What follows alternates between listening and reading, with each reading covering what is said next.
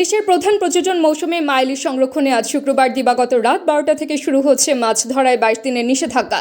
এই নিষেধাজ্ঞা চলবে আগামী 25 অক্টোবর পর্যন্ত। প্রতি বছর আশ্বিন মাসের ভরা পূর্ণিমার আগে পরে ইলিশের ডিম ছাড়ার মূল সময় ধরা হয়।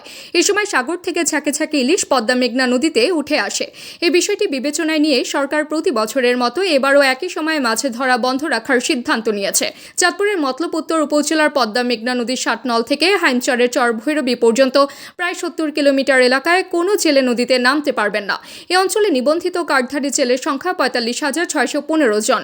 সরের জমিনে দেখা গেছে শুক্রবার সকাল থেকে জেলেরা মাছ ধরার সরঞ্জাম গুছিয়ে ঘাটে ফিরেছেন। ফিশিং বোট ও ট্রলার থেকে ইঞ্জিন জাল সহ বিভিন্ন সরঞ্জাম নামিয়ে নিরাপদ স্থানে রাখা হচ্ছে। কেউ কেউ আবার এসব সরঞ্জাম বাড়িতে নিয়ে যাচ্ছেন। অন্যদিকে ইলিশের প্রজনন রক্ষায় শুক্রবার দিবাগত রাত 12টার পর থেকে পদ্মা মেঘনায় সব ধরনের মাছ ধরায় 22 দিনের নিষেধাজ্ঞা শুরু হবে। ঠিক তার আগে চাঁদপুরের মাছঘাটগুলোতে ইলিশের দাম বেড়ে গেছে কয়েক গুণ। শুক্রবার সকাল থেকে দুপুর পর্যন্ত বাজারে 1 কেজি ওজনের ইলিশ বিক্রি হয়েছে 2,500 টাকা। 1 কেজির বেশি ওজনের ইলিশ 2,700 টাকা। 700 থেকে 800 গ্রামের ইলিশ বিক্রি হয়েছে 2,200 টাকা। 500 থেকে 600 গ্রামের ইলিশ 1,600 টাকা এবং 300 থেকে 400 গ্রামের ইলিশ বিক্রি হয়েছে 700 টাকা দরে।